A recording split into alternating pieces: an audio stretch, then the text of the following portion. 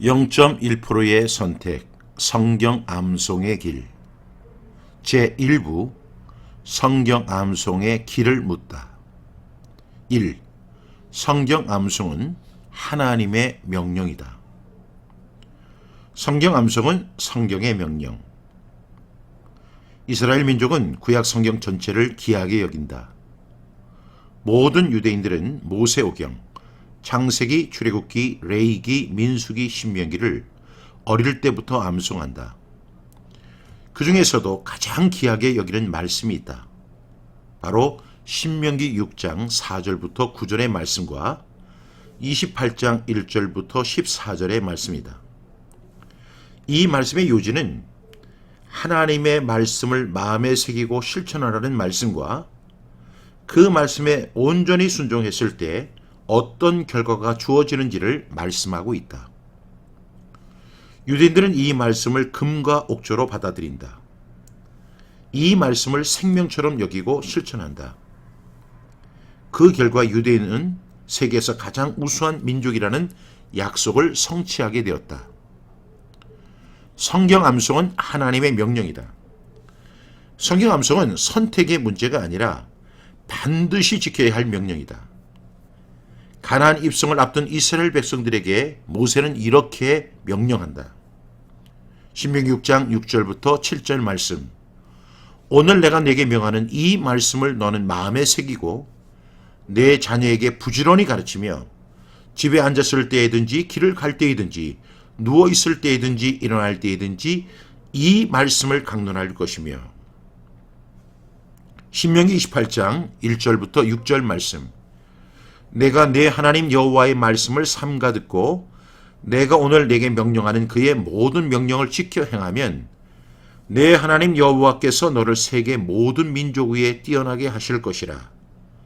내가 내 하나님 여호와의 말씀을 청종하면 이 모든 복이 내게 임하며 내게 이르리니 성읍에서도 복을 받고 들에서도 복을 받을 것이며 내 몸의 자녀와 내 토지의 소산과 내 짐승의 새끼와 소와 양의 새끼가 복을 받을 것이며 내 강주리와 떡반죽 그릇이 복을 받을 것이며 내가 들어와도 복을 받고 나가도 복을 받을 것이니라.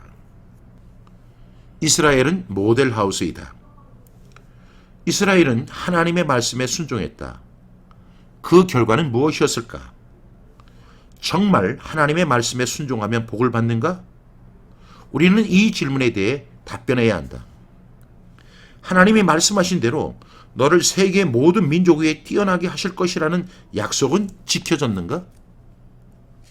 먼저 우리는 이스라엘을 알아야 한다. 이스라엘은 태생적으로 대단한 민족이 아니다. 그들은 아브라함으로 시작된 민족으로 유목민에 불과한 소수민족이었다. 그런데 하나님이 이스라엘을 모델하우스로 세우셨던 것이다. 우리는 성경이라는 거대한 설교들을 이해하지 못한다. 그래서 모델하우스로 세운 민족이 이스라엘, 즉 유대인이다. 유대인들은 네 가지의 치명적인 약점을 가지고 시작되었다. 이스라엘의 네 가지 약점이란: 첫째로 세계 0.25%에 불과한 소수 민족이라는 사실이다. 그들의 총 인구수는 1,500만 명에 불과하다. 강국이나 선진국이 되려면 적정 인구수가 많아야 한다는 사실은 분명하다. 둘째로 그들이 가진 땅은 강원도 규모의 적고 척박한 땅이다. 이스라엘 선교순례를 다녀오신 분들은 잘 알겠지만 그들의 땅은 비옥하지 않다. 자원이 풍부하지 않다. 그냥 척박하고 작은 땅에 불과하다. 셋째로 고난의 역사와 학살을 당한 유일한 민족이다. 그들은 2500년 동안 나라 없는 서름을 당했다. BC 586년 이스라엘은 바벨론의 느부갓네살에 의해 전 세계로 흩어진 이후 무려 2500년 동안 나라 없는 서름을 당했다. 이스라엘은 1948년 5월 14일 유엔으로부터 독립국가라는 인정을 받았다. 우리 민족은 일제의 36년 압제를 치욕스럽게 생각한다. 그때 우리 민족이 당한 서름은 이루 말할 수 없다. 그러나 이스라엘은 2500년 동안 나라 없는 서름을 당했고 나치의 히틀러에 의해 600만 명이나 학살을 당했다. 전무후무한 아픔을 지닌 민족이다. 넷째로 그들의 선천적 지능지수는 그리 뛰어나지 않다. 유대인의 선천적 지능지수는 평균 96 정도이다. 한국인이 평균 106이라고 감안한다고 하면 그들의 머리는 결코 뛰어난 것이 아니다. 그들의 지능지수는 한국인보다 못하다. 어느 것 하나 한국인보다 뛰어난 것은 없다. 유대인들은 이렇게 네 가지의 큰 약점이 있다. 그러나 그들은 세계를 지배하고 있다. 미국이 전 세계를 지배하고 있다면 유대인은 미국을 지배하고 있다. 유대인들을 좀 더 자세히 분석해 보려고 한다. 그들은 도대체 어떤 민족인가? 지금부터 유대인들이 얼마나 대단한지를 설명하겠다.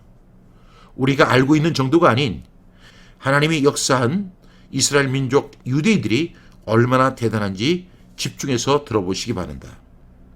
첫째로, 유대인들은 성경을 암송하는 사람들이다. 세계에서 유일하게 성경을 암송하는 민족은 유대인뿐이다. 유대인들은 만 3세 때부터 히브리어 알파벳을 배우기 시작하면서 성경을 암송한다. 그들은 성인식을 거행하는 만 13세가 되기 전에 토라, 장세기, 출애굽기, 레위기, 민수기, 신명기의 말씀 5852절의 말씀을 암송한다. 유대인들은 수천 년 동안 테필린을 통하여 자신들이 믿는 신앙과 성경을 후손들에게 철저히 전수했다. 그들은 하루 3번 아침, 점심, 저녁 테필린을 착용할 때마다 하나님께서 성경 암송하라고 하셨지. 그리고 그 말씀으로 하브르타를 하라고 하셨지. 라고 하면서 쉐마의 명령을 상기시켰다. 테필린을 통해 성경 암송과 하브르타를 3,500년 동안 지속할 수 있었던 것이다. 지금도 유대인들은 부모로부터 성경 말씀을 암송하면서 자란다. 그리고 점점 커가면서 부모로부터 그 말씀의 의미를 매일매일 들음과 동시에 순종하는 법을 배우게 된다. 유대인들은 일생 동안 성경 말씀을 암송하고 그 말씀을 삶에서 실천하면서 살아간다. 하나님의 말씀을 반복하고 암송하는 동안 머리에 있던 하나님의 말씀이 마음으로, 마음에 있던 말씀이 행동으로 옮겨가는 삶을 살아간다. 이것이 유대인의 비밀이며 저력이다. 둘째로, 유대인들은 세계 경제의 3분의 1을 쥐락펴락하는 사람들이다. 모든 물은 흘러 강으로 가고 모든 강물은 흘러 바다로 가듯이 세계의 모든 돈은 유대인의 주머니로 흘러간다. 세계 경제를 3으로 나누었을 때 이는 유대인의 몫이다. 그들이 만약 독한 마음을 먹는다면 세계 경제를 4로 나누고 3을 그들이 가져갈 수 있다고 장담한다.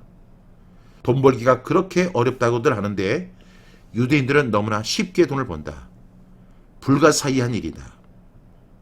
셋째로, 유대인들은 노벨상의 33%를 석권하는 사람들이다.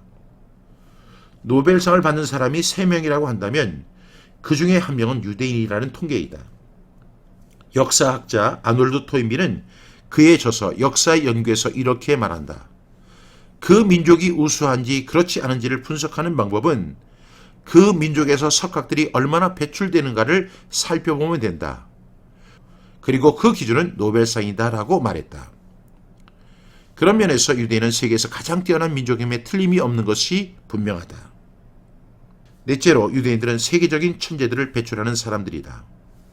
레리 페이지, 세르게이 브린, 마이크 블럼버그, 레리 앨리슨, 하워드 슐츠, 아인슈타인, 지그문드 프로이드, 칼 마르크스, 레리 킹, 번스타인, 로스차일드, JP 모건, 토마스 만, 헨리 키신저, 올브라이트, 토마스 에디슨, 엘빈 토플러, 조지 소로스, 마크 주커버그, 앨런 그래스먼 등이다.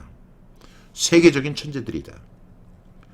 예술계에서는 바그너, 맨델스존, 쇼팽, 샤갈, 찰리 채플린 등이 있다.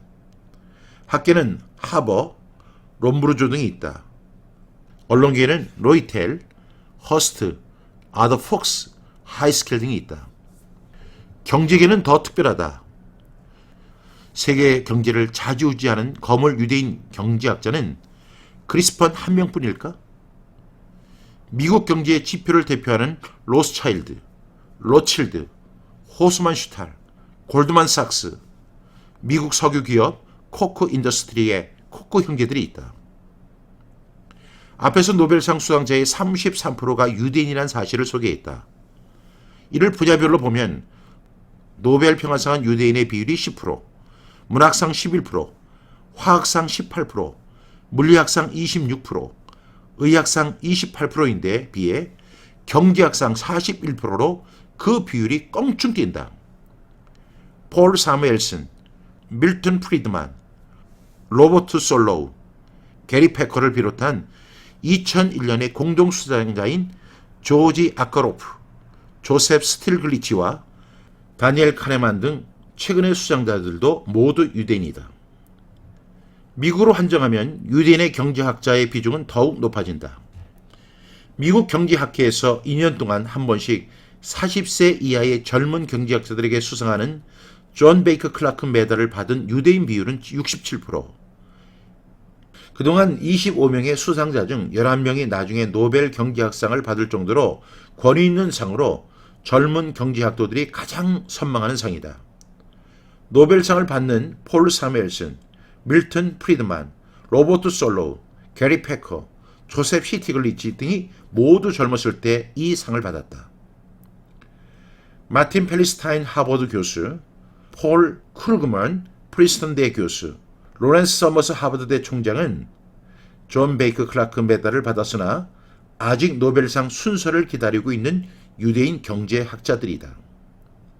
미국 경제학회 회장을 맡고 있는 마틴 펠드스타인 교수는 만약 미국 대통령이 지금이라도 마음을 바꿔 크리스펀의 후임을 뽑는다면 단연 1순위로 이름이 오르내리는 사람이다.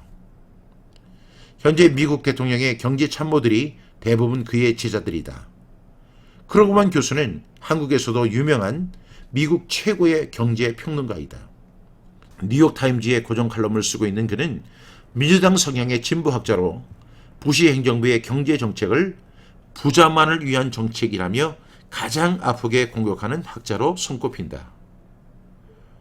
로렌스 서머스 하버드 총장은 클린턴 행정부 시절 재무부 장관을 역임했다. 그의 전임자로 미국 역사상 최고의 재상으로 평가받고 있는 로버트 루린 현 시티그룹 회장도 역시 전형적인 유대인 가문의 출신이다.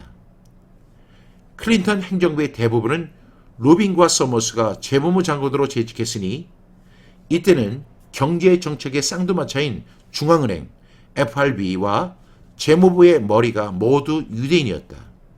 미국의 경제학계와 경제 관료들 중 유대인의 영향이 어느 정도인지는 이들의 이름만으로도 충분한 설명이 가능하다. 이들을 보면 분석 모델과 수학적인 유추 방법을 동원한 실질적인 경제학의 아버지로 평가되는 고전 경제학자 데이비드 리카도로가 유대인이라는 것은 그리 놀랄만한 일이 아닌 것 같다.